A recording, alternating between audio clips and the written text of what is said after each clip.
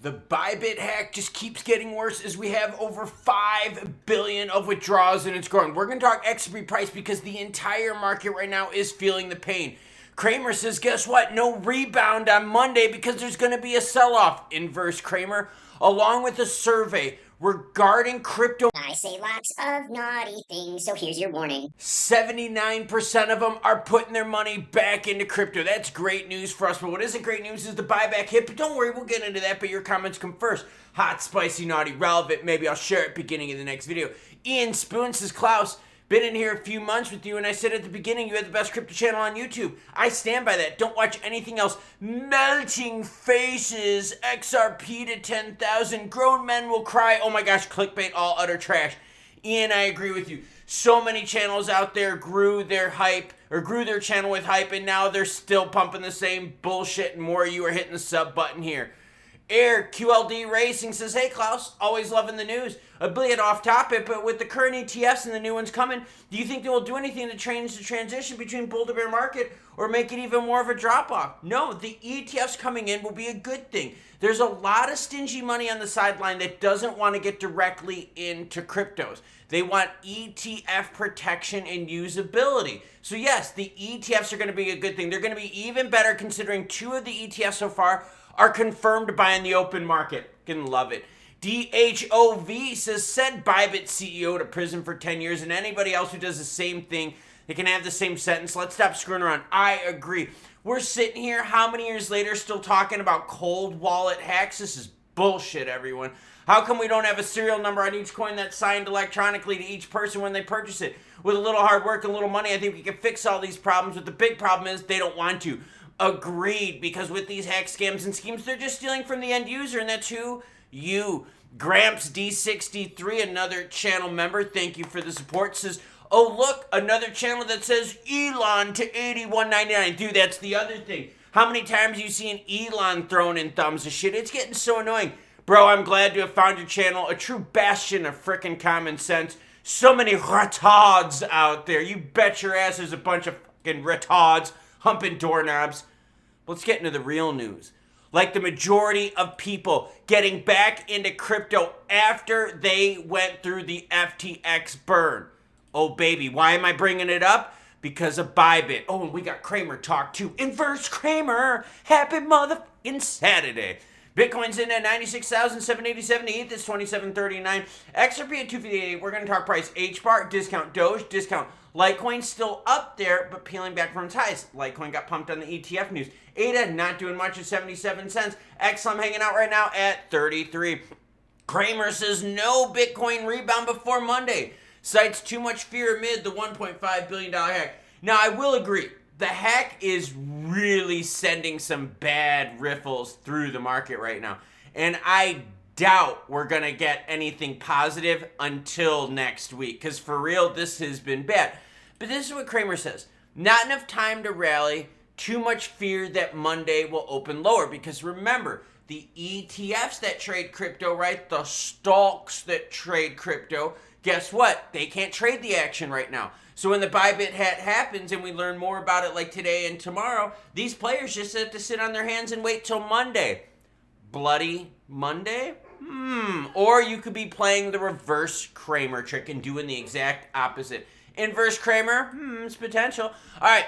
62% of FTX creditors flock to Solana mid-reimbursement. Okay, so FTX is starting the repayments. And remember, FTX went under a couple years ago. Really big crash, all right? But remember, Luna UST started the entire thing. A new survey found that 79% of FTX creditors plan to reinvest their repayments into crypto. And we're talking about billions being paid to these creditors, with 29% of reimbursed funds allocated for this purpose. Golf clap. Additionally, the NFT Evening Survey conducted in conjunction with Storable found that 62% of FTX creditors plan to buy SOL. Wow. The survey report highlighted Solana's status as a go-to choice for recovery-focused investors.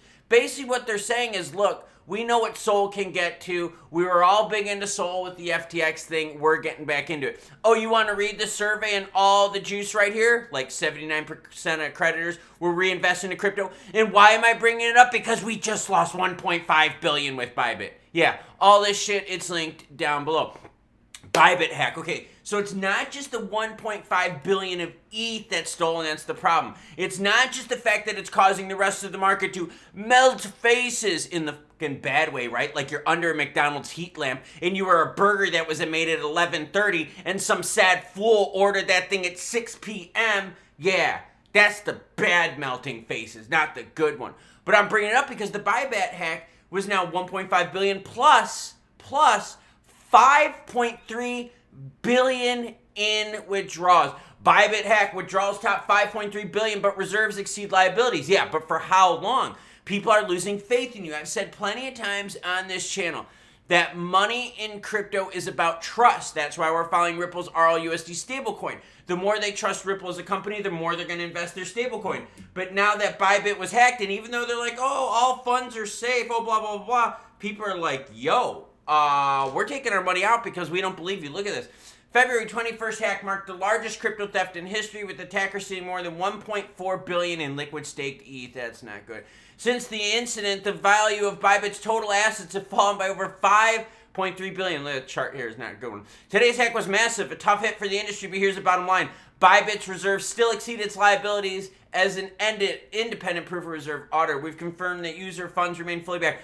Okay, but then what happens is more and more people take money out. Eventually you're not going to have the funds to do it, and people are going to keep pulling out more and more. Here's from the Bybit CEO, scumbag. Oh, and by the way, if you want to know how big Bybit is, check it out. They're second right now in trading volume with 6.8 billion in the last 24 hours, all right? So they've jumped up this ranking here quite a bit. And in fact, if you click on the Bybit, you can kind of see all their token allocations. Yeah, they did. They had a lot of ETH. See how they don't have a lot of ETH anymore? They had a lot of ETH. That's not good. But listen to this. Since the hack 10 years ago, Buyback has experienced the most number of withdrawals we've ever seen. We've had a total number of more than 350,000 withdrawal requests so far. Around 2,100 withdrawal requests left to be reprocessed. Jesus. And this is just day one. So this guy is basically saying, look, we got the money to cover it, don't worry. Okay, cool, you got the money to cover the withdrawals in day one, but remember the same thing happened with FTX, and that's why I brought up the FTX thing, because remember at first, Sam Bankman-Fried was like, yo, we've got plenty of money to cover this, and then he was like, God, if this keeps coming, he was pressured into what? He was pressured into going into bankruptcy. So if these withdrawals keep coming, Bybit's not going to be able to hold on to this. And again, this is all linked down below. You can check it out. Keep an eye out on this. Their token financial reserves, you're going to see some big changing here. Some of these players going to be selling their BTC to get the cash to purchase ETH to give to customers. Yeah, this is going to be very messy. Overall volume is up. Why? Because the market's freaking out. When the market freaks out, the exchanges make the money. Volume up 26% to 129 billion. Let's take a deeper look at XRP where, yeah, moving a little bit of sideways action. We had a little bit of negative price-wise action yesterday. We're floating around the high 250s. Nothing too excited. Is there an XRP Bybit pair? Yes, there is. It's XRP USDT. That pairing right now is ranked third. Their volume, $299 million. Now, something we have to pay attention to. Remember I always talk about the Korean won and Upbit? Their premium is nowhere near as high as it's been in the past. They're paying right now $265 per XRP, while the majority of places out there right now are paying $258. Zooming into the candlesticks will show us what? Will show us market softness. And again, like Kramer said, and not that I'm saying that he's always right, because I think we know that's not the truth, but you don't have anything good right now in the pipe for the rest of this weekend that's planned, right? Obviously, anything can break at any time, but there's nothing big that's planned right now on the positive end for crypto. So if you want a rally with XRP, it's going to have to come from somewhere, but it ain't going to come from good news, because Bybit now is down billions and billions and billions. Yeah, and by the way, this 5.3 billion of liabilities, that is about a third of what their total is. So imagine if a bank, your bank that you do all your banking with, lost a third of their customer deposits in 24 hours. Makes you wonder what's going to happen in the next 24 hours and if Bybit will even be around. Or are we going to see some crypto bro out there step in and save the day and provide a loan to Bybit? I wonder what they're going to use as collateral. But XRP price looks kind of meh right now. We haven't seen the action we've been wanting. Honestly, a lot of this has to do with waiting for the regs. I already talked about this a million times over. But it sure as hell doesn't help that we've got these bad hacks coming on with cold wallets. But the good news is that most people that do get their crypto taken from them, they're reinvesting it. There's a silver lining, but it's not melting faces. Yeah, you gotta love those thumbs where the dudes are like this right in the middle of every thumb, or it's their face, or it's Elon, or this, or some stupid prediction. Well, why aren't they predicting the hack scams and schemes with this crypto stuff? I mean, let's be real here. This is a big freaking problem, and I think we know the real story.